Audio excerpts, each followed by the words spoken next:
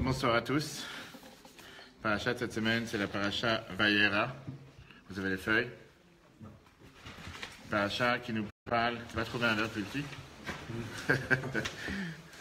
Une paracha qui vient nous parler de plusieurs sujets importants. On a déjà vu aujourd'hui par rapport à avoir des invités à la maison. C'est la paracha de la Hakeda. On va parler longuement cet après-midi. Qu'est-ce que représente la Hakeda? Le sacrifice d'Yitzhak. C'était la proposition de sacrifice. Un test, c'était pas du tout un sacrifice. Et le cours, il est l'Elu Nishmat, pour la Refoua Shlema de Yaakov Ben Nina et pour la Refoua Shlema de Shimon Chaim Ben Sarah. Pour tous ceux qui ont besoin de Refoua Shlema. Ok. Donc on a dit que ce soir, on va s'arrêter sur un épisode qui nous frappe, surtout quand on parle de ce patriarche Abraham qui, d'un côté, la semaine dernière, il a découvert Dieu pour la première fois que Dieu vient. Non, je sais pas. La semaine dernière, il a découvert Dieu pour la première fois à 75 ans. Dieu vient et lui dit, quitte ton pays natal, quitte la maison où tu es né, quitte la maison de tes parents et va vers la terre que je te montrerai. On a vu la semaine dernière longuement comment il arrivait à détecter que c'était la terre d'Israël. On est maintenant dans l'année 2023. Mais on va voir ce soir, puisque la fin de la paracha de cette semaine, c'est le dernier test, la dernière épreuve que Abraham a eu avec le sacrifice d'Isaac. Et on va voir qu'au fur et à mesure qu'on connaît ce personnage, au fur et à mesure on voit que c'est quelqu'un qui n'arrête pas de souffrir, qui n'arrête pas d'avoir des épreuves, qui n'arrête pas d'avoir le contraire de ce que Dieu lui a promis, qui n'arrête pas d'avoir sans arrêt, plus il avance, plus on va dire il se prend une claque. Mais c'est pas juste des claques, c'est vraiment... À un moment, il aurait pu, et si on va se mettre à sa place ce soir ensemble en plusieurs reprises, il aurait pu se demander la question, pas seulement jusqu'à quand, mais est-ce que vraiment je suis dans le bon chemin? Est-ce que je ne suis pas en train de faire que des bêtises? Est-ce que le chemin que j'ai choisi, c'est vraiment le meilleur? Ou bien, non, je suis en train de faire n'importe quoi. Et la preuve, c'est que je me fais tout, j'ai pas un signe que des promesses que Dieu m'a montrées, c'est des promesses qui s'accomplissent. Pas seulement elles ne s'accomplissent pas, mais à la place, c'est des promesses qui sont en train, l'une après l'autre, en train de montrer comme quoi chaque chose que je fais, chaque chose que j'avance, c'est encore une claque. Et pas seulement une claque, c'est totalement contraire par rapport à ce que Dieu lui a promis. Et là, il y a un moment où, en tout cas en tant qu'humain, et c'est ce qu'on va se poser la question ce soir ensemble, est-ce qu'il n'y a pas un moment où il aurait dû dire stop? Je suis parti dans un chemin, j'ai tracé une route, j'ai pensé que je suis dans le bon chemin, je pensais que je suis dans le vrai, mais là je pense que je suis totalement dans le faux, parce qu'il y a un moment où je ne peux pas continuer à subir et subir et subir sans jamais voir même une simple espoir, une simple bénédiction, un simple bonheur. Alors c'est ce qu'on va voir ce soir ensemble, chers amis, en commençant d'abord avec une très belle histoire du fameux Elie Wiesel, très connu, celui qui était connu comme le prix Nobel, grand écrivain, quelqu'un qui a beaucoup écrit. Cela, il a écrit ses propres mémoires, dont le fameux livre Nuit, où il écrit ses rencontres avec le rabbi de Lubavitch plusieurs fois, une fois qu'il est sorti et qu'il est arrivé aux États-Unis. Le rabbi lui avait envoyé un cadeau, un bouquet de fleurs pour son mariage, parce que le rabbi l'a poussé à se marier. Le rabbi lui avait envoyé un bouquet de fleurs pour la brit milah de son fils Elisha, qui était son nom de son père. Très très belle histoire, vous pouvez les lire, les mémoires sur Amazon ou n'importe quel endroit, c'est très très riche ces mémoires. Lui raconte dans ses mémoires justement, dans un de ses livres qui s'appelle Le test de Dieu, The Trial of God, il raconte l'histoire suivante. J'avais 10 ans quand la Deuxième Guerre mondiale a commencé. Pendant les premières années de la guerre, sa famille a vu tous les horreurs sur Terre. Ils habitaient dans la ville de Seagate en Roumanie, et c'était plutôt calme avant la guerre. Et quand il avait 14 ans, en mai 1944, les Juifs de la ville ont été renvoyés à Auschwitz. Sa mère et sa sœur ont été tués dès qu'ils sont arrivés à Auschwitz. Et lui et son père, ils sont arrivés aux travaux forcés. Son père était quelqu'un très très dur, très très fort, vraiment solide. C'était quelqu'un qui avait une épicerie. Devant ses yeux, il était en train de s'éteindre, tellement il était faible avec toutes les souffrances qu'il... Avant la fin de la guerre, 3 mois avant la libération, son père, il a eu, avec une grande affection dans les intestins, dysenterie, je ne sais pas comment c'est en français, et il a appelé Elie pour l'aider. Et quand Elie est venu l'aider, les nazis à l'époque l'ont frappé avec des coups tellement durs que son père il est mort sur le champ. Dans un de ses livres, Elie raconte une des épisodes qu'ils ont eus pendant les moments de guerre dans un des camps. Il connaissait quelqu'un de âgé qui était son prof de Gemara dans le passé. Et ensemble, ils avaient l'habitude de réviser des paragraphes de Gemara par cœur. Un soir, son prof l'a appelé vers une des tentes qui était dans le camp. Ils étaient assis, 3 juifs âgés, des barbes, et ils étaient en train de faire un jugement contre Dieu, un din Torah contre Dieu. Élie a été choisi pour être le témoignage de l'accusation, l'accusateur. Et on lui a demandé, raconte-nous devant le tribunal, qu'est-ce que tu as vu dans ta vie si courte? Quelques années que tu es à peine jeune, qu'est-ce que tu viens de voir? Et le jugement a duré des nuits et des nuits, avec des témoignages et témoignages, et des preuves des preuves accablantes. Tu peux rien faire contre. À la fin, les 3 juges se sont levés, ils ont décidé le décret. On ne peut pas justifier les malheurs que le peuple juif y se passe, et Dieu ne peut pas se déculpabiliser, il est forcément responsable. Il va recevoir une peine. Je crois que c'était un jeu, mais à l'époque c'était quelque chose de sincère. Et là, Eliezer il continue. Il dit ce qui est apparu comme la minute la plus calme et la plus, frappante dans sa vie. Un des juges, une fois qu'ils ont décidé ce décret, il se lève vers le ciel, il regarde la lune et il dit « Je pense que le temps de ma arrive est déjà arrivé. » Et le trio, ces 3 juges, se lèvent pour prier vers ce même Dieu qui était pour eux maintenant responsable et coupable de tous les malheurs qui se passent au peuple juif. Pour dire, quelle phrase on dit dans la Tfila, quel Elyon, Dieu puissant, Gomel Chassadim Tovim, qui fait des grandes faveurs, qui fait des grandes bontés, qui a des grandes miséricordes. Cette histoire vient nous montrer exactement le même épisode avec notre cher ami Abraham. Parce que parfois on peut s'émotionner, parfois on peut, bonsoir. Parfois on peut s'émotionner, parfois on peut se demander les questions. C'est vrai que des fois il y a des difficultés, des fois il y a des doutes, des fois il y a des choses dans lesquelles on ne sait pas si on va réussir ou pas réussir. Mais ce qui dérange ici dans le cas d'Abraham, c'est pas seulement avec Abraham, mais avec tous les autres. Comment est-ce possible que quelqu'un qui a vu tellement de malheurs, tellement d'atrocités, tellement de difficultés, et qui voit ce qui se passe devant ses yeux, et néanmoins, il continue à croire. Pas seulement il continue à croire. On voit à travers tous les temps des Juifs qui ont passé des grandes épreuves. On parle des épreuves vraiment, pas des épreuves que quelqu'un s'est levé du pied gauche le matin et il a raté le bus ou il a fait un accident. On avait Shabbat au Bet Rabban, un Juif qui est venu et qui m'a dit qu'il a fait un accident cette semaine. On lui a dit qu'il faut qu'il fasse sa gomelle. Je lui ai dit, raconte-moi l'accident, qu'est-ce qui s'est passé? Il m'a dit qu'il est sorti de la 104, il a raté le virage. Avec la voiture, il est rentré dans le mur. Je fais, il est sorti, je t'ai pris des photos. Qu'est-ce qui s'est... Ça, c'est une raison. La gommette. Tu veux faire... Pourquoi pas? Tu veux remercier le bon Dieu que t'es sorti. Je fais la prochaine fois, regarde pas sur le portable quand tu conduis. Qu'est-ce que tu veux? C'est pas qu'il a un accident, qu'il est passé sous un camion. Il y a des gens qui ont vraiment eu des difficultés, des choses très très dures. Et la question qui est demandée, qu'est-ce qui était le motivateur? Qu'est-ce qui a fait en sorte que ces Juifs, malgré toutes les difficultés qu'ils ont pu passer, malgré tous les moments les plus difficiles, ils continuent à croire? Et juste ces gens-là, c'est les gens qui subissent le plus et qui, on ne va pas dire qu'ils n'ont pas de doute, mais ils ont une émouna, ils ont une foi qui est solide. Et des fois tu te dis, mais comment, d'où ils font? Comment ils ont une telle émouna?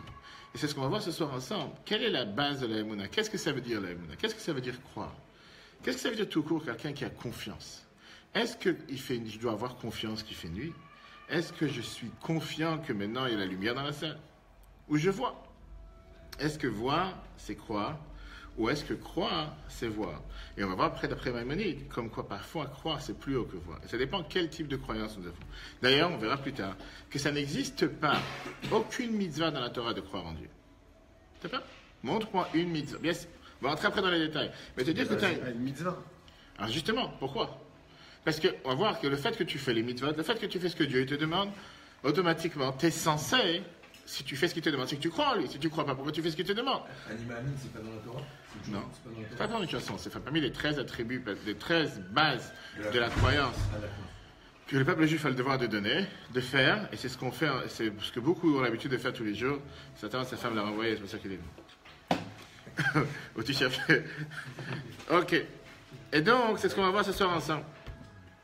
Ce qu'on voit ensemble, c'est que sur tout ce qui dérange, comme j'ai dit tout à l'heure, le fait que Abraham, pourtant, c'est quelqu'un qu'il n'y a pas une seule chose, une épreuve qui n'a pas passé de manière difficile. Il a eu tous les ennuis possibles et imaginables, surtout après que Dieu lui a promis le contraire. C'est pas quelqu'un qu'on va dire, il n'a pas fait les choses correctement, et il peut trouver pourquoi. Là, il a eu tous les... Et néanmoins, plus il avance, à la place de voir comment ce que Dieu lui promet s'accomplit, ça se désaccomplit, c'est le contraire de ce que Dieu lui promet. Et il avance.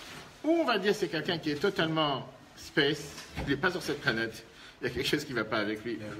Il est totalement à l'ouest ou il est totalement sous effet de drogue parce que c'est pas normal, quelqu'un de normal. Et à un moment, il aurait dû se dire stop. Et là, il prend chaque promesse que Dieu lui dit. Plus c'est une promesse, on dirait que ça aurait pu être quelque chose de bien pour lui. Ça devient quelque chose de mal. Et pas seulement que ça devient quelque chose de mal. Et lui, il continue. On dirait un cheval qui est lancé et qui s'arrête. Il n'y a rien qui peut l'arrêter. Tu peux lui mettre des... Rien. Rien qui peut l'arrêter. Et tu dis, mais pourquoi? Comment? C'est quand même un... Le Midrash nous dit, quand on nous parle, dans le premier paragraphe, quand le Midrash nous parle d'Abraham, il dit la fameuse phrase, dans le chapitre 4, verset 8, le Midrash nous dit la chose suivante, que c'était, vous avez ici dans la première phrase, Tashurim et Rosh Hashanah, qui veut dire, on parle ici de qui va chanter, celui qui est plein de croyances, c'est Abraham qui était le Rosh Hashanah. Abraham était le premier des croyants. C'était vraiment, si tu veux avoir une référence de qui est quelqu'un qui croit en Dieu, ça c'est Abraham. Abraham, il a réussi à amener à un niveau si élevé le fait d'avoir une émouna, le fait d'avoir la foi en Dieu, que rien sur terre était capable de le briser. Quoi qu'il arrive, ça n'allait pas le briser. Et la question qui est demandée, comme on a dit tout à l'heure, d'abord, comment il a été vacciné comme ça? Qui l'a endoctriné? Oui, mais c'est ça que je te dis, qu'on va voir après que son père était tout à fait le contraire. Tu ne veux pas dire qu'il a été éduqué dans une maison religieuse, qu'il a été éduqué chez ses parents, qu'ils ont fait Shabbat à la maison, qu'ils ont fait Kiddush, qu'ils l'ont mis dans une école juive, qu'ils l'ont enseigné Talmud Torah. Rien de tout ça. Ses parents étaient totalement à l'opposé. Même si on a vu la semaine dernière que son père Terach, il a fait Tchouva à la fin de sa vie, mais au final, c'est pas maintenant, c'est pas au départ. Vas-y. Mais il a été curieux et il a poussé l'histoire avec Alors, tu as 100% raison, mais c'est ce que je te demande. Est-ce que quelqu'un qui est curieux, tout ça, on le sait, mais la question, est-ce que c'est suffisant pour être si solide que ça et qu'à aucun moment tu te fasses démonter, qu'à aucun moment tu regardes dans la glace et tu te dis, mais est-ce qu'il y a quelque chose qui ne va pas ici? Est-ce qu'il y a quelque chose qui a disjoncté? Est-ce qu'il y a quelque chose qui n'est pas normal? Il y a aucun... Combien entre nous, on peut parler clair, pas avoir honte, combien d'entre nous, des fois, tu as des moments difficiles et tu te poses des fois une question, tu te dis, mais pourquoi un tel malheur? Alors, c'est pas qu'on remet en cause la foi en croyance en Dieu, mais des fois, tu te dis, mais pourquoi Dieu a laissé une telle chose? C'est passé la semaine dernière, une shlucha du rabbi de 40 ans qui est décédé, qui a laissé 9 orphelins en Israël. Le premier garçon, il a 15 ans, la dernière enfant, 1 an et demi. L'enterrement, c'était des milliers de personnes, ça dure dans tout Israël. Et un des discours, malheureusement, qui a été dit par un des proches de la famille, c'est pas normal qu'un enfant de 3 ans sorte dire en plein milieu de la nuit, puisque le cercueil arrivait des États-Unis en Amérique, à 11h minuit, qu'un enfant de 3 ans le réveille du lit pour aller Kaddish sur sa mère. Dire qu'on n'a pas de questions, on a des questions. Des malheurs du peuple juif qui se sont passés à travers tous les temps, à travers dans les générations, on a des questions, on a le droit de poser des questions. La question qui est demandée, c'est qu'est-ce qui a fait qu'Abraham ne se démonte pas? Il est tout seul, il n'a personne autour de lui, et néanmoins il avance jusqu'à cette semaine. Et le pire, c'est pas le sujet de ce soir, c'était le cours qu'on a donné cet après-midi. Le premier âge, c'est la paracha, que Dieu lui dit, je t'en supplie, fais-moi cette faveur. Va sacrifier ton fils pour qu'on ne dise pas que tout ce que tu as fait jusqu'à présent, c'est du vent. C'est du vent. Se jeter dans une fournaise en feu, c'est du vent. Quitter son pays natal sans savoir où tu vas aller ni où tu vas dormir, c'est du vent. Ta femme te fait capturer, c'est du vent.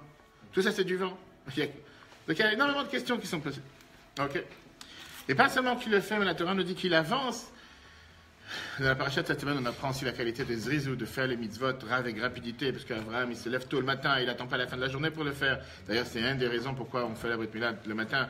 On dit parce qu'Abraham, il a fait Vayashkem, même si c'est pas obligatoire de faire le matin. Il y a aussi l'autre avis qui dit que si on a beaucoup de monde le soir, on peut le faire avant la tombée de la nuit. Bref, la question, elle est comme ça. Est-ce qu'Abraham, c'est quelqu'un de naïf, pour pas dire bête?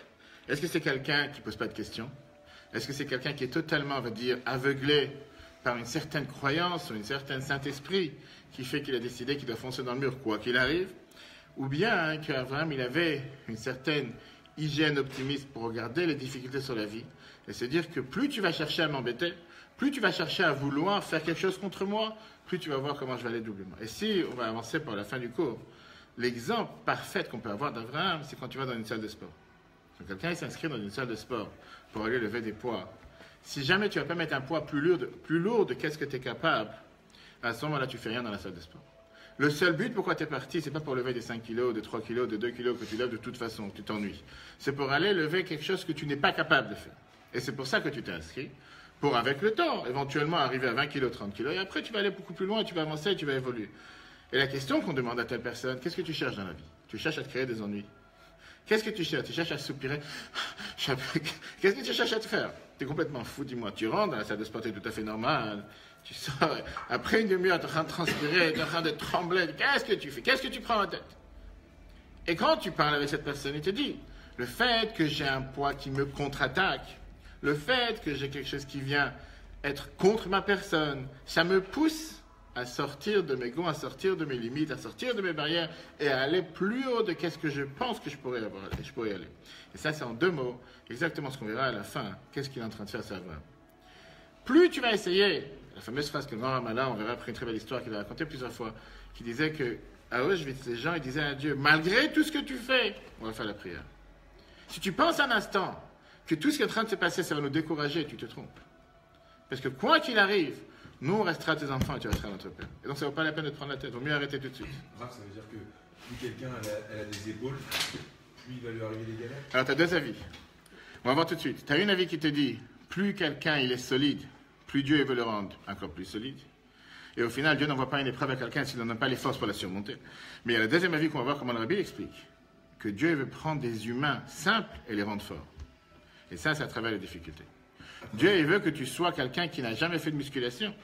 Que tu rentres dans une salle de sport et tu ressors quelqu'un qui est ce que certains appelleraient une armoire à glace. Certains.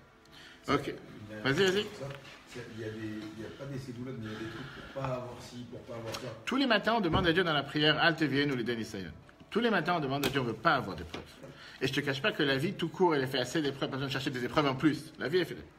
Mais la Torah est en train de t'apprendre avec ce cas d'Abraham, que si tu penses un instant que parce que quelqu'un il a une épreuve, il va se démoraliser, Abraham, il te montre qu'il était capable de passer tous les épreuves. D'ailleurs, c'est pas pour rien, ce soir, c'est la skill de Rachel, la matriarche Rachel. Yosef, son fils, était celui qui était le plus amène sur terre à avoir tous les droits à être le plus grand délinquant de son époque. Quelqu'un qui a 9 ans, il a perdu sa mère. À 17 ans, il est tombé en prison parce qu'il a été accusé de viol. 12 ans, il est dans une prison alors qu'il n'a absolument rien fait. Il avait toutes les raisons. Jusqu'à 30 ans, si on regarde la vie de Yosef, c'est la personne la plus misérable sur terre. Ses frères l'ont mis dans un puits. Bref, tout ce qui s'est passé. C'était quelqu'un qui était tellement capable de se démonter. Mais la Torah nous dit que Yosef était vraiment la continuité de Yaakov, qui est la continuité d'Abraham, comme c'est souvent. Qu'il savait qu'avec toutes ces difficultés, c'est pas ça qui va le démonter, il va continuer à avancer. Même quand on a eu le malheur, à la fin, on verra dans quelques semaines, de vouloir demander à l'échanson, celui qui versait le vin chez Pharaon, juste fais-moi une faveur, rappelle-moi chez Pharaon. Pour ça, il a été puni 2 ans en plus. Quand tu vois le dernier rachat de Miquette, tu te demandes, mais qu'est-ce que tu veux de cette pauvre personne? Qu'est-ce qu'il a déjà fait? Il a le droit on n'a pas le droit de s'appuyer sur un miracle. Il a quelqu'un qui l'a aidé. Il lui demande, je te demande une faveur. Tu vas chez Pharaon, demande-lui de me faire sortir. C'est pas ce soir. C'est pour dire que c'est la même continuité, c'est la même idée avec Rachel. Plus que ça, si on parle de Rachel déjà, combien Yaakov nous montre que dans la vie, j'aurais tellement voulu pouvoir faire ce que j'ai envie de faire. Et Yaakov était celui qui fait jurer à son fils, à ses enfants, de les faire sortir d'Égypte. Yaakov est celui qui fait en sorte que ses enfants ne les laissent pas en Égypte, parce qu'il comprend l'importance d'être enterré en Israël à la cave des patriarches. Yaakov qui dit à Yosef avant de mourir, je sais que tu as peut-être quelque chose dans ton cœur contre moi du fait que je n'ai pas enterré ta mère à l'endroit que moi-même je cherche à être enterré. Mais sache que j'ai fait parce que Dieu voulait. Qu'est-ce que Yaakov est en train de dire ici? Qu'il y a des fois dans la vie, il faut savoir se sacrifier pour un idéal, pas comme malheureusement dans le monde se passe aujourd'hui, que certains se font exploser au nom de je ne sais pas quoi. Mais que s'il y a une difficulté, il y a certainement quelque chose derrière, il y a certainement un but. Alors bien sûr, comme Rabbi disait à chaque fois, on ne peut pas justifier la souffrance de quelqu'un d'autre. On n'est pas là pour dire, telle personne a eu tel malheur, certainement, on n'est pas là pour parler sur les autres, mais sur soi-même. Quand tu sais que tu as quelque chose de difficile, par exemple, très simple, quelqu'un il sait qu'il est marié pas avec une femme ou avec l'homme qu'il aurait voulu toujours être marié. Il y a certaines difficultés, on n'est pas le même caractère, on n'est pas la même manière de penser. Ça aussi, c'est peut-être une épreuve. Alors, il y a des gens qui vont dire, c'est la raison pour laquelle je veux fuir la maison. C'est la raison pour laquelle je ne veux pas investir dans mon couple. Bien, la Torah te dit au contraire. C'est peut-être le devoir que Dieu ait fait en sorte que tu puisses plus t'investir. Chercher comment, par la diversité, par les différences, pouvoir créer quelque chose de nouveau. Et exactement la même chose avec la Torah. Je sais que j'ai une difficulté à mettre les tefilines. Je sais que je peux mettre les tefilines le matin. C'est trop dur. Le soir, pourquoi pas? Après, j'ai fait tous mes rendez-vous de la journée. Là, je vais mettre les tefilines. Peut-être que pour toi, ton épreuve, ta difficulté, c'est de te dire non, je vais mettre les tefilines le matin et pas le soir. Je sais que pour moi, Shabbat, s'asseoir et apprendre avec mes enfants, c'est très difficile. La Torah te dit, c'est une épreuve que Dieu t'a envoyée. Alors si tu te dis, le plus grand kiff, ce serait de s'asseoir et dormir, d'aller dans ton lit ou d'aller dans le canapé, de dormir et perdre ton temps. Je prends ce moment, je prends une demi-heure, 1 heure, je m'assois avec mes enfants, je vais apprendre. Etc., etc. Les gens ils s'imaginent qu'il y a une épreuve, qu'on parle d'une épreuve, c'est forcément avoir, c'est de la foudre qui tombe sur la tête. C'est pas forcément ça. Ou sa belle-mère qui s'énerve sur le lit.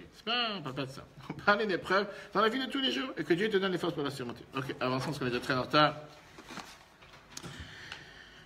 On l'a dit tout à l'heure, regardons d'abord qu'est-ce que ça veut dire la Emouna. Qu'est-ce que ça veut dire avoir foi, avoir la Emouna, la croyance en Dieu. Et pour ça, on a Rabbi Yosef Albo, qui était le fameux commentateur qui a vécu en Espagne. Il a agi là-bas 50 ans avant l'expulsion des Juifs d'Espagne. Et pendant sa période où il était un des plus grands rabbins en Espagne, il y a eu beaucoup de différents débats entre les catholiques, entre l'Église et entre beaucoup de jeunes qui ont essayé de se convertir. Et lui, il a écrit un livre qui s'appelle « Les bases de la foi juive » pour se battre justement contre l'idée de qu'est-ce qui se passait, le courant qui se passait à l'époque. Et c'est un des livres les plus intéressants. Regardons ce qu'il écrit. Voilà ce qu'il écrit sur la Emouna. Il dit que la Emouna, c'est quelque chose qui est figé, qui est formé dans ton âme de la manière la plus forte, jusqu'à ce que tu ne peux pas t'imaginer un instant quelque chose de contre, même si tu ne sais pas la véracité de la chose dans laquelle tu crois. En deux mots, il dit, qu'est-ce que ça veut dire j'ai confiance? C'est chez moi ancré de manière, je n'ai pas comment expliquer. J'ai une telle foi, j'ai une telle croyance, je n'ai pas de mots. Comment te démontrer? Je ne peux pas te démontrer. Mais pour moi, c'est quelque chose qui est sûr et certain que c'est comme ça et c'est pas différemment. Je crois comme ça. Pourquoi il n'y a pas de logique d'ailleurs? Regardons comment le Rabbi Lubavitch précédent écrit. On est censé avoir tous la même émouna? Non, pas du tout. Ça se travaille. Ça se cultive. C'est comme les muscles. On va voir après. Il y a la salle de sport. Exactement, la salle de sport. Regarde ce que le Rabbi précédent a écrit la chose suivante. Que Emouna, simulation, c'est bien du langage Emet qui veut dire la vérité. Comme avec les frères de Yosef chez Siprulo qui lui ont raconté Shamayud Batachim qu'ils étaient 12 frères. Vaechad Enenu et un n'est plus là. Hein. Et ils lui ont dit, ils ont dit qu'il y a encore un frère qui est resté ma vie à Mazakan avec leur vieux père Beret Canaan en Israël. Veishivlaem, qu'est-ce qu'il leur a dit, Yosef? Faites telle et telle chose. Il leur a donné des missions à faire, en leur disant que grâce à ça, Veyamnu Divrechem, après je pourrai vous faire confiance. Qui veut dire que les faits vont pouvoir donner la plus grande vérité aux paroles que vous êtes en train de dire. En deux mots, Emouna égale vérité. Je suis convaincu que c'est vrai. Je n'ai pas besoin de preuves. Je sais que c'est comme ça. Je n'ai pas besoin d'avoir une preuve. Est-ce que tu as une preuve? Est-ce qu'un père il aime son fils? Ou est-ce qu'une mère aime son fils? J'ai besoin d'avoir une preuve. C'est une partie de lui-même. Ça se construit, c'est pas inné. Elle dit bien sûr que ça se construit. C'est comme l'amour qui se construit, comme tout se construit. Il n'y a rien qui est fait comme ça qui vient d'office. En deux mots, la vie précédente est en train de te dire que qu'est-ce que ça veut dire j'ai confiance? Qu'est-ce que ça veut dire j'ai une émouna? Qu'est-ce que ça veut dire j'ai cette foi? C'est le fait que même si je n'ai pas, encore une fois, j'ai pas de manière comment te prouver. J'ai aucun moyen de te prouver que c'est vrai. Mais je suis convaincu que ça c'est la réalité. Et donc, si on veut mettre ça en une phrase, une synthèse, c'est pas une réponse sur des questions. Puisque j'ai des questions, alors je m'enfuis vers la foi. Mais c'est une possibilité, c'est une manière de se dire que malgré les questions, en restant avec les questions, néanmoins je crois. C'est pas que c'est une réponse à mes questions, parce que pas forcément j'ai une réponse à toutes les questions comme on a dit tout à l'heure. On se casse la tête à prouver des choses. On va y arriver. Tout d'abord, on ne cherche pas à prouver, juste comme j'ai dit tout à l'heure, le Rabbi était celui qui nous a toujours montré que quand il y a eu des malheurs sur le peuple juif, on n'a pas à chercher pour savoir est-ce que c'est normal, c'est écrit dans tel livre, ça devait arriver, c'était figé depuis le départ. Au contraire, à travers 50 ans d'histoire, et j'ai eu la chance de plusieurs fois d'entendre du Rabbi lui-même, quand il y a eu des malheurs sur le peuple juif, de venir et se plaindre et crier pourquoi il y a eu tel et tel malheur. On n'est pas là pour justifier ou donner des raisons que c'est tout à fait normal, c'était écrit dans tel livre qu'il devait arriver telle et telle chose. De la même manière que quelqu'un il sait qu'il veut vivre, que quelqu'un il sait qu'il est vivant, quelqu'un il sait qu'il a le libre arbitre, de la même manière je sais que Dieu existe et je sais que Dieu forcément cherche à faire le bien. Pourquoi? Comment? Montre-moi une preuve. Je n'ai pas de preuve à te montrer. Je ne vais pas te montrer de preuve. On va voir tout de suite après pour comment ça s'explique. Et la question justement qui est demandée, d'où vient cette force? D'où vient cette vérité? D'où vient cette capacité de pouvoir être tellement sûr, être tellement garanti, être tellement, je veux dire, dans cette, comment on appelle ça? Dans cette certitude, merci, que c'est comme ça et rien d'autre. Heureusement que tu es là. D'accord, tout à l'heure, on a dit qu'on donnait les shiur ce soir pour la refouach shlema de Shimon ben Miriam, Shimon Chaim ben Miriam, qui est présent, que Dieu fasse qu'il envoie une refouach shlema, une longue vie, une bonne santé. Ça, on a déjà dit, parce que ça était arrivé après. Abraham était celui qui a lancé la foi. Abraham était celui qui a découvert la foi. Abraham est celui qui a fait en sorte que la Emouna existe. Abraham a été celui qui a montré comme quoi on peut avoir confiance en Dieu. Et pour ça, d'abord décortiquons ensemble toutes les difficultés qu'il a eues, toutes les épreuves qu'il a eues, et on va voir comment il avait toutes les raisons logiques sur terre pour pas seulement être le plus grand mécréant, mais être celui qui va s'opposer à la foi. Regardons ensemble. Bereshit, chiffre 2. Dieu a dit à Abraham, ça c'est ce qu'on a commencé la semaine dernière, en 2023. Dieu dit à Abraham, lech lechamer, tzecha part de ta terre, mimola techa ton pays natal, me betavicha, la maison de tes parents. La et ta chérareka vers la terre que je vais te promettre. Et à la place de ça, Dieu lui promet, comme on a vu la semaine dernière, ve'esra le goy gadol, tu seras un grand peuple, va'varecha, je vais te bénir, va'gad lashmecha, ton nom va grandir, tu vas devenir très populaire, va'yebracha, tu seras une bénédiction pour tous, va'avacha, ma'varecha, ceux qui te bénissent, te bénir. Je bénirai ceux qui te bénissent, mais kalel cha'aor, et je maudirai ceux qui te maudissent. Dieu, en gros, il donne ici 3 bénédictions à Abraham. Et Dieu, il dit qu'Abraham et Sarah, à l'époque, étaient stériles. Ils étaient âgés, Abraham 75 ans, Sarah 66 ans, sans enfants. Dieu, il lui dit, on fait un deal ensemble. Tu sais quel deal? Pars de ton pays natal, pars de l'endroit, va vers où je vais te promettre, et à la place, je te promets 3 choses. L'argent, les enfants et la renommée. Tu vas devenir populaire, tu vas être milliardaire, et tu auras des enfants. En 2 mots. Abraham et Sarah, ils étaient convaincus, d'après ce que Rachid nous dit, Abraham et Sarah étaient convaincus que ça, c'est le chemin à aller. Dieu vient de me tracer, Dieu va me donner cette certitude que si je fais ce qu'il me demande, alors qu'aucune personne sur terre serait prête à voyager sans savoir la destination, Dieu il lui promet qu'il va avoir et les enfants, et l'argent, et la renommée. Abraham me dit, on fonce. Quelle autre personne sur terre n'aurait pas fait la même chose? Il était convaincu que c'est ce qui va se passer. Plus ils avancent dans la route, plus ça se dégringole. Et on va tout de suite voir comment Maïmonide nous décrit comme quoi chaque pas qui avance et chaque étape, c'est encore une claque contre les promesses que Dieu lui a montrées. Pas juste une claque qu'il y a un pneu crevé dans la route. C'est bizarre ces promesses parce que c'est des promesses matérielles. Exactement, la Torah, toute la Torah, c'est des promesses matérielles. Ça n'existe pas les 72 heures dans la Torah. Dans la Torah, tu dis le schéma tous les jours. Vayam Shama et tout le reste. La Torah te dit que si tu fais ce que Dieu te demande, tu auras longue vie. Tu vas respecter tes parents, tu auras longue vie. La Torah te pas longue vie dans le monde en haut. On l'a payé longuement que la Torah, Dieu fait en sorte de te donner tout ce qui est possible sur terre pour pouvoir te donner les moyens. C'est comme te donner les moyens nécessaires pour pouvoir faire ce que Dieu attend de toi. Même si le salaire c'est au monde futur, mais Dieu te donne tous les moyens nécessaires pour pouvoir faire ce que tu dois faire. C'est le salaire matériel. Ok? Explique-moi les preuves d'Abraham avant. 10. On va voir maintenant l'ordre. On va voir l'ordre, tout de suite l'ordre. Première épreuve qu'Abraham il a eue, c'est d'abord, comme on l'a dit tout à l'heure, avoir une promesse de quelqu'un, parle de Dieu bien sûr, mais une promesse dans laquelle tu ne sais même pas où aller. C'est-à-dire que demain je vais te voir, je te dis, sors de chez toi, prends ta valise, il est 10h du soir, et vas-y. Ou, je sais pas, avance.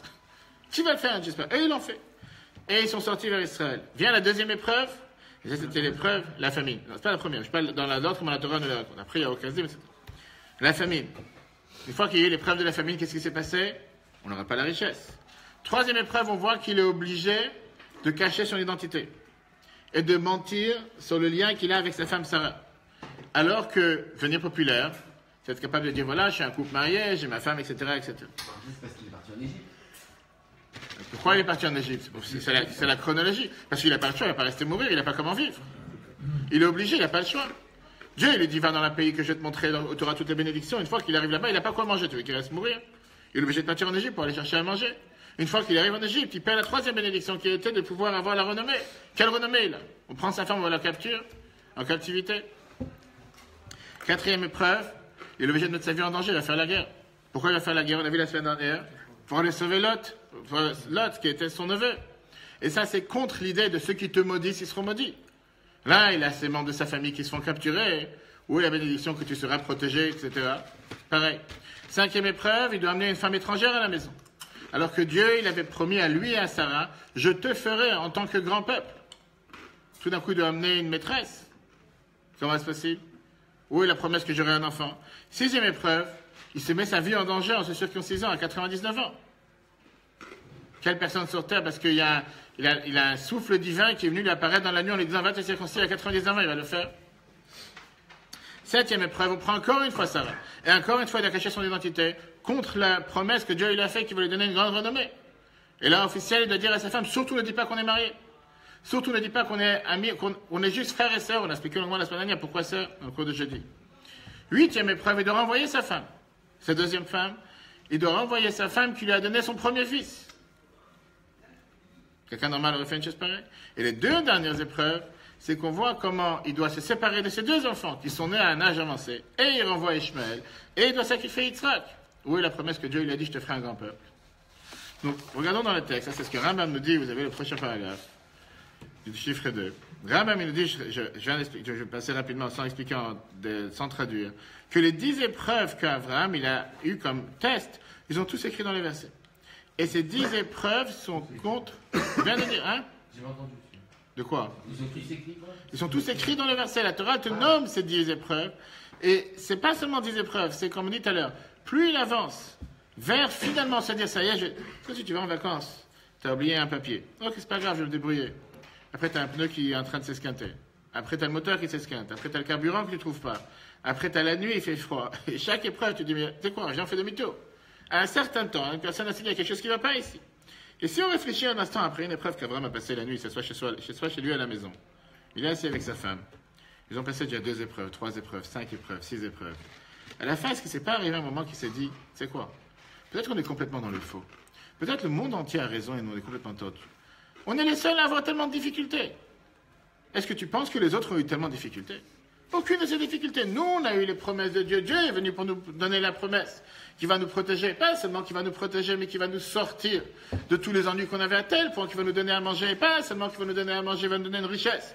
Pas seulement qu'il va nous donner des enfants. Pas seulement qu'il va nous donner des enfants, mais on va avoir la plus grande renommée. En 2 mots, c'est le paradis sur terre. Et nous, on était tellement contents, on a décidé de tout abandonner pour commencer une nouvelle vie. On va commencer cette nouvelle vie. Qu'est-ce qui se passe? Peut-être qu'Hachem, il lui a insufflé cette force aussi. Ça, c'est une réponse de la fin.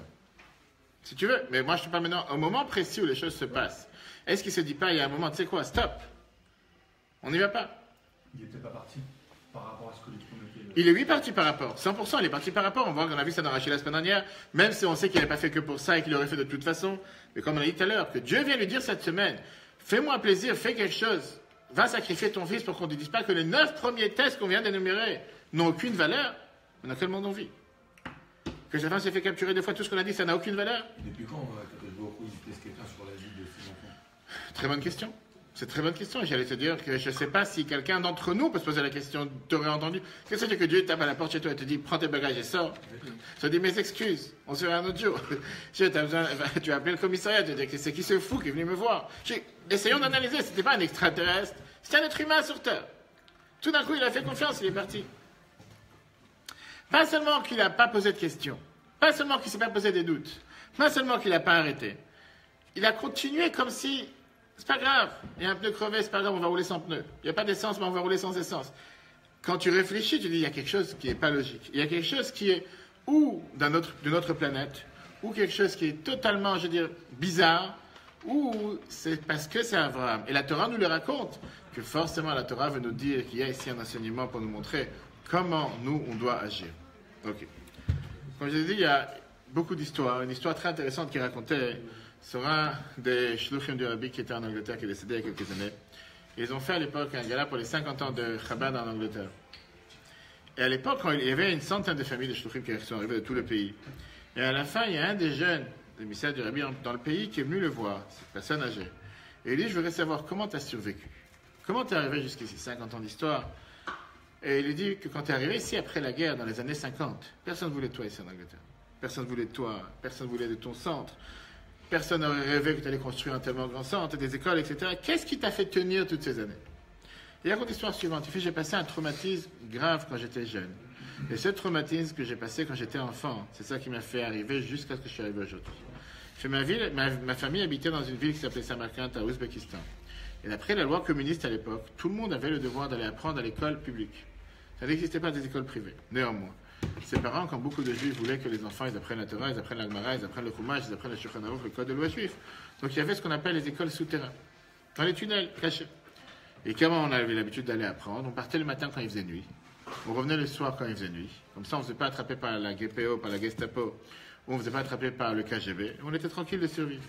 Sortir tous les matins avant qu'il fasse jour, et revenir le soir une fois qu'il fait nuit. Et comme ça, tous les policiers, tous les agents du KGB qui étaient dans les coins de rue, ils n'allaient pas les attraper. Le problème était vendredi. Vendredi, on ne peut pas revenir à la maison pendant Shabbat parce que tu as les livres avec toi, un livre avec toi. Et il fallait revenir avant Shabbat à la maison. Et donc, un jour, il revient vendredi après-midi, il a le Chumash dans sa main. Le policier l'arrête. Et il lui dit, d'où tu viens? L'enfant, il dit, je reviens de chez ma grand-mère qui m'a demandé de donner ce livre à mon père. Ils étaient plus intelligents que qu'est-ce qu'on s'y croit. Le policier est aussi intelligent. Et donc, il dit, donne-moi le livre, il n'arrive pas à lire dedans. Il lui dit, quel est le numéro et l'adresse de l'école où tu apprends? Et les enfants, ils étaient formés pour ne jamais dénoncer le nom du prof, jamais dénoncer l'adresse de l'école, parce que le prof pouvait terminer en Sibérie à cause de ça. Et donc, il lui a donné le nom et l'adresse dans une autre ville. Donc, ça, il dit, va chercher. Il n'est appelé de quoi que ce soit. Le policier il a dit, je ne suis pas au courant, je ne sais pas où c'est. Il a dit, bon, vas-y, tu peux rentrer. Mais comme il savait très bien qu'il allait être suivi, et c'est ce qui se passait. Le policier lui disait, soi-disant, tu peux rentrer, qu'il ne suivait pas derrière pour aller savoir où il va, quelle est la maison de ses parents. Et comme ça, une fois qu'il va aller à il va aller arrêter ses parents. Donc il était intelligent, à la place d'aller chez lui, il est parti dans un parc. Dans un jardin, qui avait en bas de chez lui. Un jardin qui se trouvait dans le quartier, etc. Le policier le court derrière, et comme ça, pendant 1h30, l'enfant, il essaie de se cacher dans une autre cachette, dans le jardin, dans un autre endroit. Il n'a pas dit quel âge il avait. Un enfant, c'est tous les enfants, on dit tous ces gens-là, ils ont tellement subi, ils étaient tellement... Et il essaie de se cacher pendant 1h30. Il joue à cache-cache. Et il voit le policier qui arrive. Ils sont de l'autre côté. Le policier fait comme s'il ne le suit pas du tout. Et chacun joue à son jeu. Jusqu'à ce qu'il a réussi finalement à... Comment on appelle ça? Non, à faire en sorte que le policier se débarrasse du policier et rentre chez lui à la maison. Il arrive à la maison tellement bouleversé, mais malgré qu'il est arrivé à la maison, il a continué à vivre avec ce bouleversement, avec cette Messiot Nafesh, toute sa vie. Et il raconte, 50 ans plus tard, en disant que les années difficiles que j'ai eues, les heures difficiles que j'ai eues, quand j'ai train de courir dans le parc, dans les jardins avec le fromage dans ma main, et le policier derrière, c'est là que j'ai compris comment je suis attaché avec ce que je suis en train de faire. Et c'est pas juste quelque chose que, ouais, on m'a dit, va à l'école. Là, il s'est vu que pour rien sur terre, je suis prêt à perdre la valeur, l'étude, l'attachement à Dieu. Et c'est ce qu'il a fait qu'il s'est dit, si j'ai réussi à passer cette épreuve, je pourrais passer toutes les autres épreuves. Après, je vais répondre. Un des shluchim de Rabbi en Angleterre qui s'appelle le Rav Souda, qui est décédé il y a quelques années, etc. Après, je vais répondre à ce qui est demandé sur Facebook. D'abord, j'avance avec le sujet. On se dit qu'Abraham, comment il a survécu toutes ces épreuves? Abraham, il a vécu toutes ces épreuves parce qu'il avait une vision saine, optimiste de la vie. Abraham, il savait qu'une chose est sûre, ce qui ne tue pas, agite, rend plus fort. Ce qui veut dire que les épreuves, heureusement que tu es là, les épreuves donnent et transforment une personne en quelqu'un de beaucoup plus fort. Abraham, il savait que les épreuves font que avancer sa cause, font que avancer sa mission. Dieu cherche à avoir un lien beaucoup plus fort avec lui, et c'est pour ça qu'il lui envoie une épreuve. Ce n'est pas une épreuve comme nous on comprend épreuve, c'est un défi. Et comme on va tout de suite voir, il y a deux situations dans lesquelles, après je t'écoute, deux situations dans lesquelles le monde on peut se trouver. Tu as en général quelqu'un, qu'est-ce qu'il est et qu'est-ce qu'il est capable d'être. La nature humaine vient te dire que quelqu'un, il fait en général seulement ce qu'il peut faire sans faire d'efforts.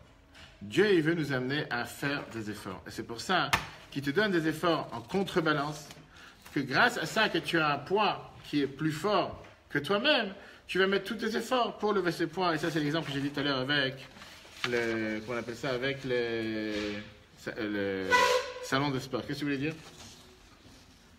Ils disent que les épreuves, ça le rend plus fort. Oui. Il a choisi de les affronter, ces épreuves. Mais il n'a pas choisi d'avoir les épreuves. À aucun moment, il a voulu avoir ces épreuves. Non, mais il a choisi... C'est qu'il a choisi, il aurait pu dire non. Exactement. Donc il savait, c'est comme je te dis tout à l'heure, tu as le choix de ne pas aller dans une salle de sport. Personne ne t'a demandé d'y aller. Pourquoi tu es parti? Tu es parti pourquoi faire? Pour regarder la lune, pour regarder un film? Tu es parti pour regarder un film. Tu es parti parce que tu voulais vraiment avoir affaire avec un poids qui est plus fort de ce que tu as vu. Pour pouvoir arriver encore à un niveau plus élevé. Sinon, tu ne serais pas parti. Mais objectivement, les épreuves, elles ont commencé tellement dures que tout est aussi peut-être adapté en fonction de... Alors encore, il ne faut pas oublier qu'on parle d'Abraham. Oui. Mais c'est comme ça, il nous a tracé la route, que pour nous, les choses sont venues beaucoup plus faciles. Comme j'ai dit tout à l'heure, quand tu vas aller dans une salle de sport, en règle générale, tu vas aller lever un poids qui est beaucoup plus élevé de ce que tu peux lever en général. Et plus tu lèves un poids élevé, plus tu lèves un poids fort, plus les muscles se développent et ils s'ouvrent. Pourquoi? Parce que si jamais tu ne vas pas avoir ces poids forts de l'autre côté de la machine, tu ne vas jamais te faire des efforts pour essayer de pouvoir la lever. Tu dis, de toute façon, je suis capable, je n'ai pas besoin de tester moi-même. Et c'est ce que je suis en train de dire, c'est ce que Rambam Nachmani nous dit. Regardez dans le prochain paragraphe, chiffre 3. Rambam, il vient, il nous dit, qu'est-ce que ça veut dire le Nisayon? Qu'est-ce que ça veut dire une épreuve, un test? Le Otsi d'avoir Minakoach et l'appel bonsoir, c'est pour faire sortir quelque chose du potentiel vers le concret. Qui veut dire, au départ, sa crainte de Dieu, sa foi en Dieu était seulement potentielle, n'était pas concrète, n'était pas quelque chose qui s'exprimait de manière terrestre, matérielle. Et maintenant, grâce aux épreuves, il a compris comme quoi c'est pas quelque chose qui est superficiel, c'est pas quelque chose qui est potentiel, mais c'est quelque chose qui est concret.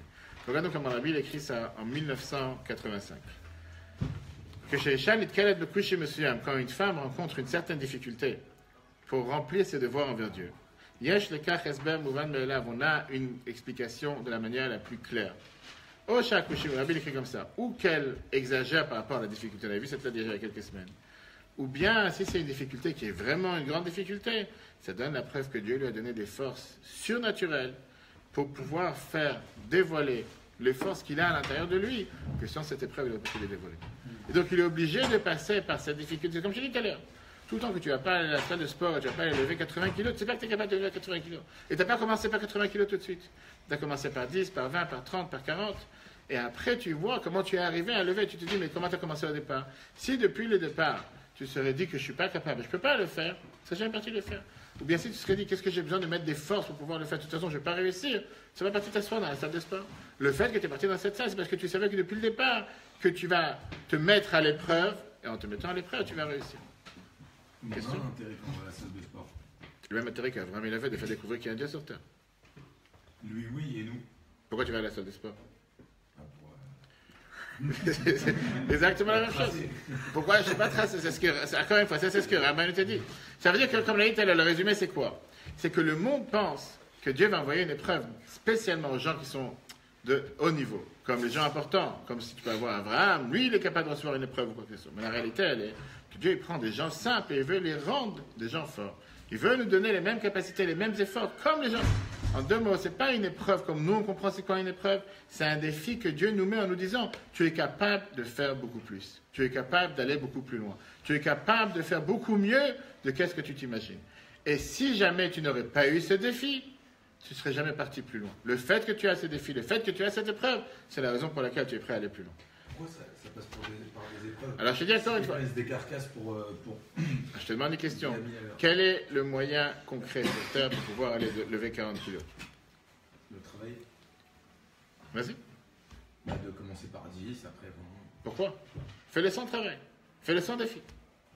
J'arrive pas.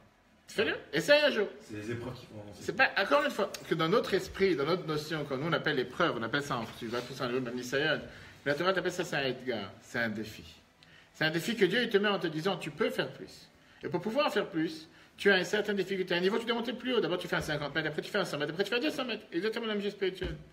En deux mots, Abraham, il était convaincu que quoi qu'il arrive, c'est pour le bien.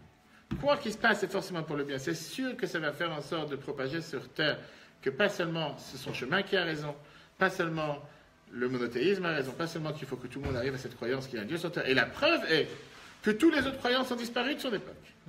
Que toutes les autres croyances dans le bois, dans la pierre, ça n'est pas resté. Le seul qui est resté, c'est la croyance dans le Dieu d'Abraham. Le fait qu'il y a un Dieu sur terre. Alors oui, il y en a qui le défendent plus ou moins, mais en règle générale, la grande majorité du monde entier croit dans ce qu'on appelle le Dieu d'Abraham. Comment c'est possible que c'est resté alors qu'au départ, il était tout seul contre tous? Parce qu'il savait que ça, c'est le chemin le plus réel, pas seulement le chemin, c'est le seul chemin qui peut marcher avec les défis, avec les difficultés.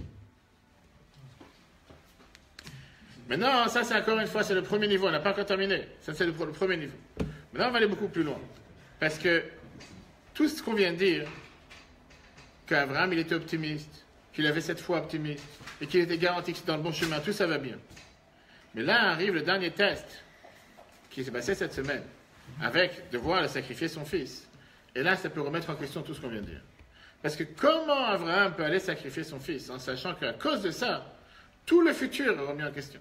Si jusqu'à présent il a la motivation, il est motivé du fait que chaque épreuve qui va passer, il va montrer au monde comme quoi il y a un Dieu sur terre, et ça vaut la peine de se sacrifier, ça vaut la peine d'aller en avance malgré les difficultés. Là se passe l'épreuve la plus grave. Que Dieu lui dit que même le pilier sur lequel tu t'appuies, même l'arbre sur lequel tu t'appuies, que c'est la continuité de tout ce que tu viens d'enseigner au peuple juif, ça maintenant va disparaître. Alors quelle est la motivation pour aller faire cette épreuve? Jusqu'à présent, je peux comprendre qu'il a une certaine motivation. Laquelle motivation il a d'aller sacrifier son fils en sachant qu'avec ça, tout s'arrête? On va y arriver? Non, mais il a eu son premier enfant à 86-87, deuxième à 99. D'accord. C'est des naturel. D'accord. Et c'est cet enfant que Dieu lui dit que grâce à lui, tu auras une descendance. Et c'est cet enfant que Dieu lui dit que c'est lui qui sera ta continuité. C'est cet enfant que Dieu lui dit que grâce à lui, tu auras la richesse. Et c'est cet enfant que Dieu lui dit, va le sacrifier. Tu te moques de moi? Abraham, il a posé 0 question à Hachem quand il lui a dit. C'est ce qu'on est en train de voir. Tu vas tout de suite voir. Il s'est même levé tôt. J'ai une question parallèle sur ça. Tu vas pas seulement ça, il est parti tôt le matin. J'ai une question parallèle sur ça qui revient à ça. C'est Abraham, est-ce qu'il avait un travail sur lui de diffusion? Est-ce qu'il devait diffuser aux gens pour ramener les juifs avec lui? C'est ce qu'il a fait concrètement. Parce que comment on peut lui demander ça en sachant qu'il a des galères et qu'on lui demande de tuer son fils, etc. Et tu vois que contrairement, il continue. Donc ça veut dire qu'il y a quelque chose derrière. Mais il a réussi à attraper quelqu'un? Quelqu'un. On dit que la moitié de la planète est partie avec lui. Non, parce que c'est sa descendance, mais lui. Quelle sa descendance? On dit qu'Abraham il est parti avec tous les hommes, et Sarah, je savais pas lui ça. convertissait les hommes, Sarah convertissait les femmes. De quoi tu parles? C'est dur à convaincre quand même, alors que. Parce que justement, quand tu vois que quelqu'un, il est, comment on dit, pas il est dur, quand quelqu'un il se maintient, quand quelqu'un il est solide, quand tu vois qu'il n'y a rien qui peut le démonter, c'est avec ces gens pareils que tu as envie d'avancer. Tu n'as pas envie d'avancer avec quelqu'un qu'un jour il est à gauche, un jour il est à droite, ou un jour il est au centre, ou un jour il est ni à gauche ni à droite. On ne peut pas faire d'allusion à qui que ce soit. La Torah, elle a besoin qu'elle te dise que tu dois être solide. Et être solide, c'est savoir dans quoi tu crois. Savoir c'est quoi ta confiance, c'est quoi la base. Il ne voyait pas ça comme une croix en fait. Justement, c'est ce qu'on va dire tout à l'heure, et c'est ce qu'on va continuer maintenant à comprendre. Qu'est-ce qui lui a donné cette certitude? Qu'est-ce qui lui a donné cette conviction que ça c'est la vérité, qu'il n'y a rien d'autre? Où est la source de cette foi? Et avant de répondre à ça, on va d'abord essayer de comprendre, comme on l'a dit tout à l'heure, le fait que la Torah ne te donne pas aucune mitzvah de croire. Qu'est-ce que ça veut dire avoir la foi en Dieu? Il n'y a pas de mitzvah de croire. D'après la majorité des commentateurs de la Torah, la foi en Dieu, croire en Dieu, ce n'est pas une mitzvah. Pourquoi? Pour deux raisons simples. Tout d'abord, parce que tu ne peux pas ordonner à quelqu'un de croire, c'est contre-productif. Si je ne crois pas en Dieu, qu'est-ce que vous allez faire une mitzvah? Je ne peux pas te donner un an si je ne crois pas en toi. Et si je fais ce que tu me demandes, je peux dire 20 fois je ne te crois pas, mais je fais ce que tu me demandes, automatiquement je crois. Donc ça ne sert à rien d'avoir une mitzvah particulière de croire, juste parce que l'idée c'est qu'il faut croire. Regardons ce que la Barbanel nous dit. C'est 4. C'est lui qui a fait, c'est l'argument principal que le dernier Yitzhak Barbanel nous dit, qui était ministre des Finances en Espagne, grand commentateur du Chumash, il vient dire la chose suivante. Celui qui te dit, je suis Dieu ton Dieu. Celui qui considère que ça c'est la mitzvah, de croire dans l'existence de Dieu, il dit c'est une erreur. Pourquoi c'est une erreur? Le fiche à la mitzvah et la mitzvah, parce que la mitzvah c'est une conséquence du fait que je crois qu'il y a un Dieu sur terre. Qu'est-ce que ça veut dire? Le fait qu'il m'a donné de faire la mitzvah. S'il m'a donné de faire, c'est-à-dire automatiquement je fais ce qu'il me demande, c'est-à-dire je crois qu'il existe. Je n'ai pas besoin d'avoir une mitzvah particulière de croire qu'il y a un Dieu, et à part ça, de croire que ce Dieu me donne le devoir de faire une mitzvah. Quand je vais mettre en termes de base solide, avant toute mitzvah, que d'abord il y a un Dieu, que c'est lui qui ordonne de faire une mitzvah, automatiquement, je sais automatiquement que le fait de savoir qu'il y a un Dieu, ça passe déjà avant le même devoir de savoir que lui m'a donné le devoir de faire une mitzvah. Et tout ça, c'est tout à fait logique et dit. Je n'ai pas besoin de comprendre ça. Je besoin d'avoir un ordre de dire, d'abord, crois qu'il y a un Dieu, et après, crois que ce Dieu te donne le devoir de faire quoi que ce soit. Si je dois croire que ce que le Dieu me demande de faire, je dois le faire, automatiquement, ça veut dire que je crois qu'il y a un Dieu. Je dois avoir une mitzvah particulière pour ça. Donc, on revient à ce qu'on a dit tout à l'heure. D'après beaucoup de commentateurs, il n'y a pas un mitzvah, il n'y a pas un devoir d'avoir une croyance particulière, de croire qu'il y a un Dieu. Certains d'autres disent que oui. On parle dans cette état. Et donc, qu'est-ce qu'il te dit, le dernier Yitzhak Ababanel? Le fait que Dieu te dit, je suis Dieu ton Dieu, Anochi Hashem Elokecha, c'est quoi cette mitzvah? De croire que Dieu, qui existe déjà, c'est la chose la plus parfaite, il n'y a personne qui est contre, et c'est l'emblème le plus parfait qui existe sur la planète. C'est lui qui a toujours... Mais je sais qu'il existait déjà. Ce Dieu que je sais qu'il existe déjà, je dois croire comme quoi c'est celui qui gère la planète, qui gère le monde, qui crée le monde à chaque instant. C'est pas seulement de croire qu'il y a un Dieu. Donc ça, je le sais déjà. La mitzvah, c'est une mitzvah qui est beaucoup plus générale. Pas une mitzvah de croire qu'il y a un Dieu. Et donc, revenons à la question qu'on a demandée tout à l'heure. Puisque avoir une foi en Dieu, c'est pas une mitzvah. Puisqu'il n'y a pas de logique derrière le fait de croire qu'il y a un Dieu sur terre. Et puisqu'on n'est pas tous naïfs et bêtes, d'où est la base de la Emouna? Comment se fait-il qu'Abraham et les Juifs à travers toutes les générations, ils ont été capables de surmonter toutes ces difficultés, de surmonter toutes les épreuves et de continuer malgré les difficultés à croire? Qu'est-ce qui a fait en sorte qu'ils étaient convaincus que qu'est-ce qu'ils faisaient et la manière comment ils agissaient, c'était la manière la plus juste et la plus correcte? Charlie, la réponse. Explique-moi qu'est-ce qu'il y a de logique. Est-ce que c'est aussi logique que quand ta femme te demande de faire quelque chose? Il y a 50 ans environ, le grand rabbin là, l'ancien grand rabbin d'Israël, je crois toujours le grand rabbin de Tel Aviv, il a été invité à un débat télévisé dans le Machon Van Leer à Jérusalem.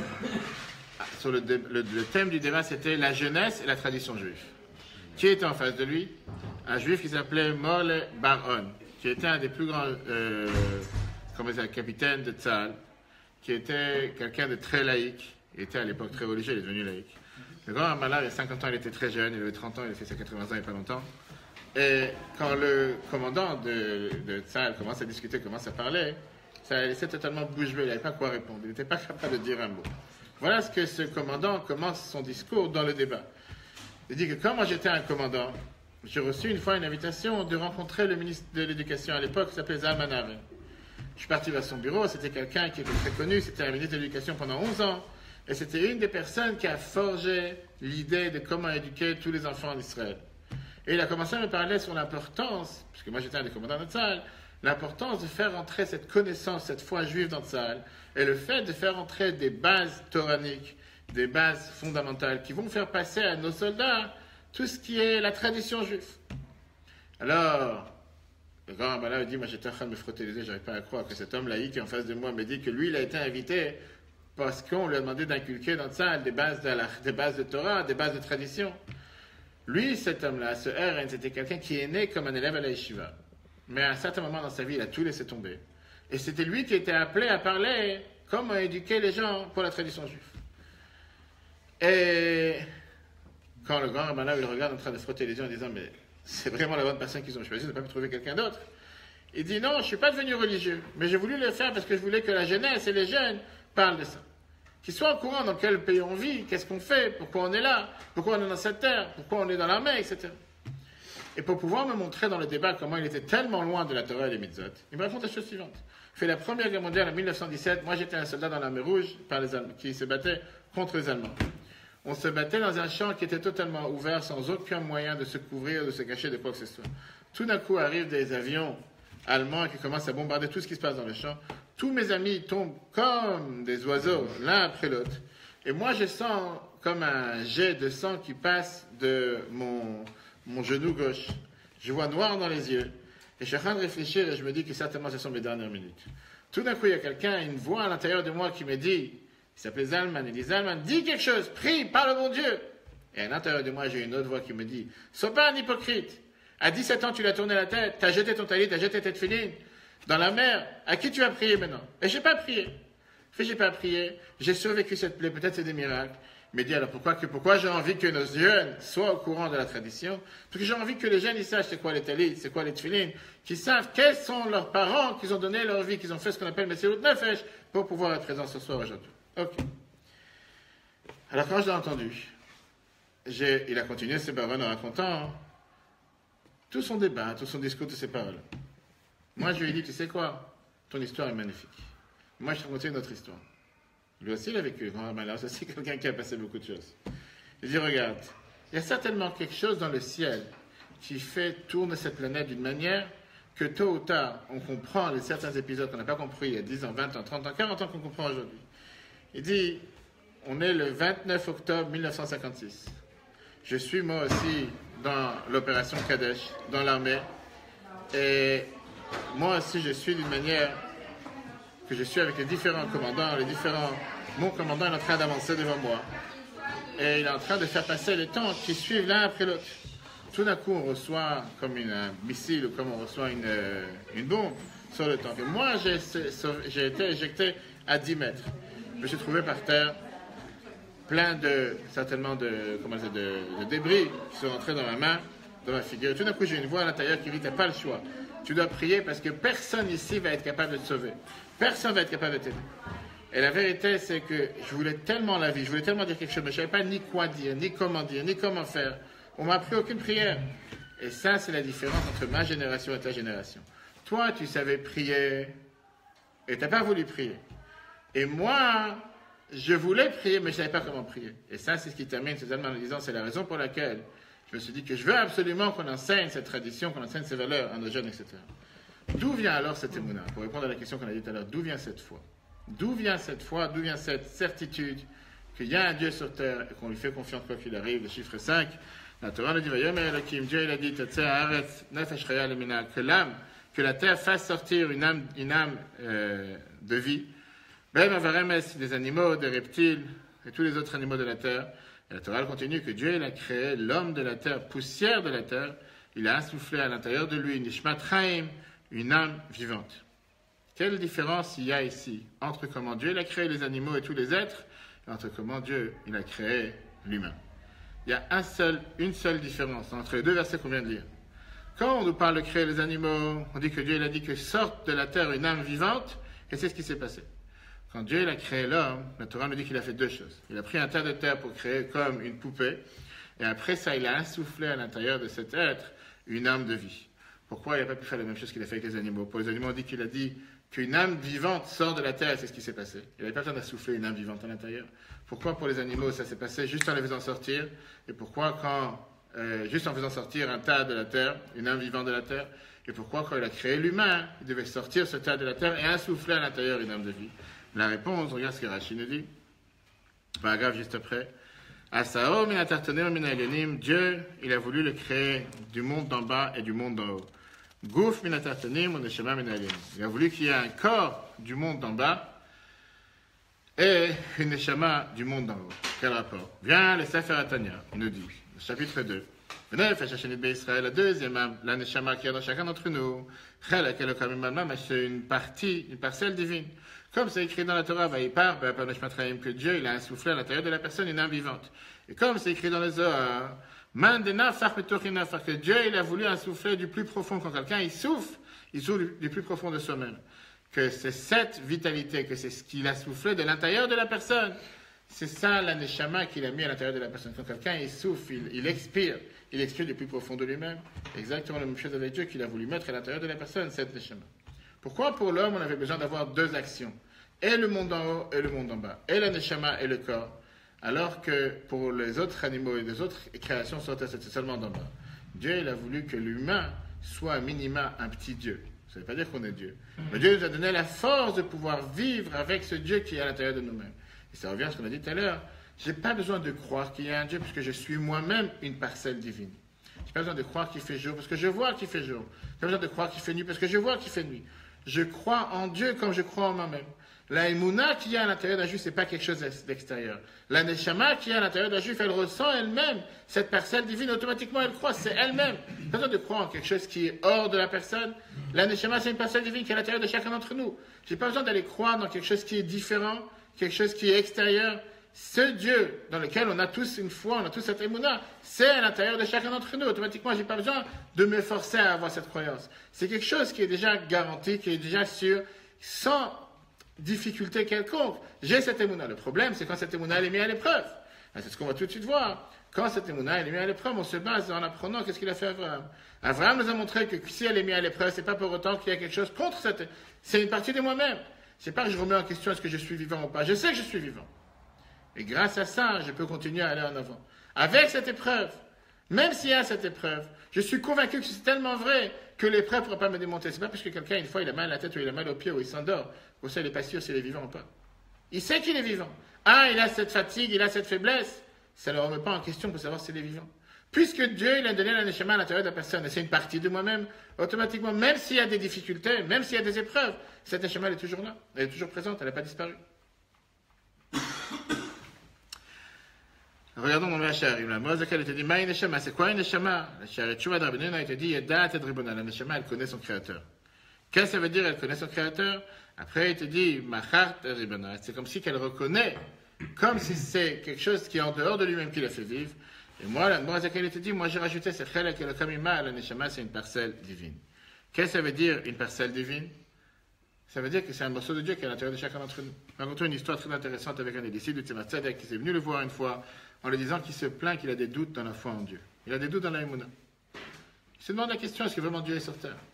Des fois, des gens qui sont très croyants, ils ont toujours des questions, ils se posent des questions. Il a appris quelque chose, il a vu un épisode. Et le rabbi qui vient et lui dit, tu sais quoi, nous, en 2 mots, tu as des doutes, c'est pas grave, avance. Qu'est-ce qu'il y a? Parce que tu as des doutes, tu vas te prendre la tête. Il dit, mais vous avez entendu ce que je viens de vous dire? Je suis plein de doutes à l'intérieur de moi-même pour savoir est-ce qu'il y a un Dieu sur terre. Ça me ronge, ça me démange, je ne suis pas convaincu qu'il y a un Dieu. Le rabbi dit alors, c'est quoi le problème? C'est quoi ton problème? Si je ne comprends pas, c'est quoi ta question? Et le rabbi qui le regarde, qui lui dit, c'est quoi ton problème? Tu veux arriver à dire que tu ne crois pas en Dieu. Qu'est-ce qui te dérange? Qu'est-ce qui te dérange de dire que tu ne crois pas? Je lui dis, mais je suis juif. Si je suis juif, comment je ne peux pas croire en Dieu? Ça me dérange. J'ai envie de croire, mais je n'y crois pas. Mais de l'autre côté, je suis juif. Mais c'est qui lui dit, si c'est comme ça, tu n'as pas à craindre. Tout va bien. C'est comme je dis, des fois, tu as des gens que tu vas les voir qui sont tellement énervés que tu leur as touché avec des questions qu'il ne fallait pas déranger. Tu leur demandes est-ce qu'ils sont confiants, est-ce qu'ils sont croyants, est-ce qu'ils sont croyants, est-ce qu'ils pratiquent ou pas. C'est comme si tu as appuyé sur le bouton qu'il ne fallait surtout pas appuyer. Qu'est-ce qui les a tellement énervés? Le fait qu'à l'intérieur d'un juif il y a cette émouna, le fait qu'à l'intérieur d'un juif il y a cette foi qui est ancrée, automatiquement le fait que tu lui as demandé quoi que ce soit, automatiquement ça l'a remué, ça l'a réveillé, c'est pour ça qu'il s'énerve. Que si vraiment il n'aurait pas été croyant comme il dit, si vraiment il n'aurait pas cru, si vraiment il aurait été quelqu'un qui est totalement déconnecté, ça n'aurait même pas dérangé. C'est comme si tu aurais parlé au mur. Mais le fait que tu lui as parlé quelque chose qui est à l'intérieur de lui, c'est que c'est vrai, ça l'a dérangé. Pour ça, il a juste de la manière comment il a réagi. Le rabbi nous répond la chose suivante. Qu'est-ce que ça veut dire la émouna? C'est quelque chose qui existe à l'intérieur de chacun d'entre nous. C'est pas quelque chose que tu dois fabriquer, c'est pas quelque chose que tu dois rajouter, c'est pas quelque chose que tu dois faire venir de l'extérieur, c'est quelque chose qui est déjà là. Et donc automatiquement, même si tu dis je suis pas croyant, même si tu dis j'ai pas cette émouna, la émouna elle existe déjà. Alors ça se peut qu'elle est enveilleuse, ça se peut qu'elle n'est pas dévoilée, ça se peut qu'elle n'est pas exprimée. Ça c'est déjà différent. Revenons maintenant à des midrashim le plus connu par rapport à Abraham. On a vu ça la semaine dernière dans Bereshit Rabbah. Vayom Hashem al Avraham, Dieu a dit à Abraham, Lech lecha me'artzecha, pars de ta terre. C'est avec un exemple, comme quelqu'un qui partait de pays en pays. Il a vu qu'il y avait un château en plein feu. Il a dit, est-ce que c'est possible que ce château soit sans dirigeant? En deux mots, non, pardon, j'ai vu qu'il y avait que le château était en plein feu. Il s'est dit, c'est pas possible qu'il n'y ait personne dans ce château, personne qui est là pour éteindre le feu. Tout d'un coup, le patron du château, il le regarde en haut et il lui dit, c'est moi le patron du château. Pareil, Abraham, il était en train de marcher dans le monde. Il s'est dit, est-ce que c'est possible que ce monde soit là sans dirigeant? Dieu, il a regardé en lui disant, sache que c'est moi le patron du monde. Qu'est-ce que veut dire ce midrash? Vraiment, il y a tellement de questions. Première question, est-ce qu'à un âge avancé, Abraham, il commence à avoir des défaillances dans sa foi en Dieu? C'est quoi cette question qu'il a dit, le château il est en feu, et il voit qu'il n'y a personne pour éteindre le feu, il se demande la question, est-ce qu'il n'y a pas quelqu'un ici pour éteindre le feu? Et qu'est-ce que ça veut dire la réponse? Surtout que ce verset, il a été dit quand il avait 75 ans. C'est pas la première année qu'il a découvert qu'il y a un Dieu. 3 ans, 40 ans, 48 ans. Il savait très bien depuis longtemps qu'il y a un Dieu. Tout d'un coup, il se pose des questions. Le Maharal de Prague donne ici une réponse merveilleuse. Abraham, il avait 2 périodes dans sa vie. Au départ, il a découvert Dieu avec ses propres forces. Parce qu'il a réussi avec sa logique, avec sa compréhension à découvrir qu'il y a un Dieu. Il a grandi, il a mûri, mais néanmoins, tout ça c'était sa propre logique. Le monde brûlait, il y avait des difficultés, il y avait des épreuves, il y avait n'importe quelle manière de le convaincre logiquement qu'il pouvait exister, tu avais une preuve contraire qui pouvait montrer qu'il n'a pas raison et qu'il a tort. Tout d'un coup arrive à un certain moment, à l'âge de 75 ans, que le patron du château le regarde, et Dieu vient et lui a donné ce cadeau qui s'appelle la émouna à la foi. Ce lien qu'Abraham a développé avec Dieu à l'âge de 75 ans, c'est quelque chose que Dieu lui a donné en lui disant jusqu'à là. Jusqu'à présent, toute la foi que tu avais était basée sur ta logique, sur tes convictions, et c'est vrai que c'était pas facile et devait se battre contre l'humanité tout entière.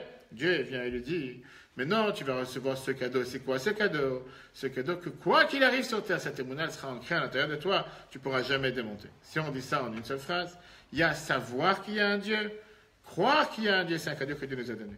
Savoir, ça vient par l'étude, ça vient par la pratique. Croire, c'est un cadeau que Dieu nous a donné. Regardons dans le dernier paragraphe. Adam, quelqu'un qui comprend et qui connaît quelque chose avec sa connaissance. Il dit à Azat cette connaissance et il dit à Adam, c'est ce que toi tu sais. Tu as appris, tu développes comme tout à l'heure, je ne sais pas qui c'est qui a demandé, est-ce qu'il y a des différents niveaux dans la foi. Tu as développé, tu as appris, tu comprends mieux, tu comprends moins bien. Mais dans ce que tu crois, ça c'est ce que tu crois de Dieu lui-même, comme quoi Dieu t'a donné ce cadeau de pouvoir être croyant sans différence. Ok, quelle conclusion pour chacun d'entre nous? Est-ce qu'on a ici que des croyants? Des croyants. Est-ce qu'on a ici que des croyants? Est-ce qu'on croit en quelque chose? Première chose, c'est que quelqu'un te dit qu'il ne croit pas. Il ne sait pas dans quoi il ne croit pas. J'ai l'habitude de dire, quand je vais voir des gens demander pour mettre de filer de quoi que ce soit, et la personne me dit, je suis non-croyant. Je dis, moi aussi, je suis non-croyant. On ne croit tous pas dans certaines choses. Mais la réalité, elle est qu'au final, ça n'existe pas un juif qui ne croit pas. La Torah te dit que le peuple juif, c'est ma minime, qu'est-ce que ça veut dire? Croyant, fils de croyant. Tu peux écrire sur un t-shirt, tu peux mettre sur la porte de t-shirt, toi, je suis athée, je ne suis pas catalogué, je suis non-croyant, ça ne marchera pas. Tu peux montrer ce que tu veux. C'est dans l'intérieur de la personne. C'est l'intérieur du peuple juif. Le fait de savoir que tu as cette émouna, même si quelqu'un, des fois, il a une faiblesse dans la émouna, tu peux des fois te dire, je ne sens pas bien mon cœur. Le cœur, il est en ralenti. Très bien. C'est pas pour ça que le cœur n'est pas là. Des fois, on dit que tu es fatigué, des fois, tu as la tension qui est basse. Tu as la tension qui est basse. Elle prend des médicaments, la tension va monter. Mais c'est quelque chose de naturel à l'intérieur de la personne. Alors, c'est pas parce que c'est quelque chose de naturel qu'il faut rien faire pour lui donner des forces, la faire grandir, la faire avancer. Et ça, c'est l'idée, justement, ce que la Torah nous dit qu'à travers les épreuves qu'Abraham il a passées, c'est l'héritage qu'il a donné à tous ses descendants, à nous tous ici présents et dans le monde entier, qu'avec cette conviction qu'Abraham il est passé, que rien l'a démonté, que rien l'a fait marcher en arrière, que rien l'a fait faire marche arrière en se disant peut-être qu'il est dans le faux chemin, peut-être qu'il n'est pas dans le bon chemin, dans le droit chemin. En plus, en sachant que Dieu nous a donné cette neshama, cette personne divine à l'intérieur de nous, on est garanti que si on va juste mettre une étincelle à cette émouna qui existe à l'intérieur de chacun d'entre nous, quand seulement elle va s'enflammer, elle va continuer à grandir. Et c'est la même émouna qu'on pourra transmettre à nos enfants et à nos petits-enfants, comme Abraham l'a fait. Très bonne soirée à tous. Et prochain cours cette semaine, on parlera des autres épisodes que nous avons dans la paracha. On a dit tout à l'heure déjà l'histoire des invités, l'histoire du sacrifice d'Israël, qui est exactement. Et à part le sujet des invités, on a aussi le sujet du sacrifice d'Israël. On a le sujet de faire les mitzvot avec rapidité, avec zèle, de ne pas traîner pour faire une mitzvah. On apprend ça aussi d'Abraham. On verra si Dieu veut ça demain midi à 13h. Que Dieu vous bénisse et à la semaine prochaine. Vous avez les cours sur l'application eTorah sur Android, si Dieu veut bientôt, sur Apple. Sur Android, ça existe déjà. eTorah comme eTorah en anglais. Et que Dieu fasse qu'on puisse continuer à avancer avec la foi et surtout ne jamais remettre en question, ne jamais poser un instant. Pensez un instant qu'on n'a pas la foi, quand un juge te dit qu'il n'est pas croyant, tu peux lui dire bienvenue au club, parce qu'on est tous croyants.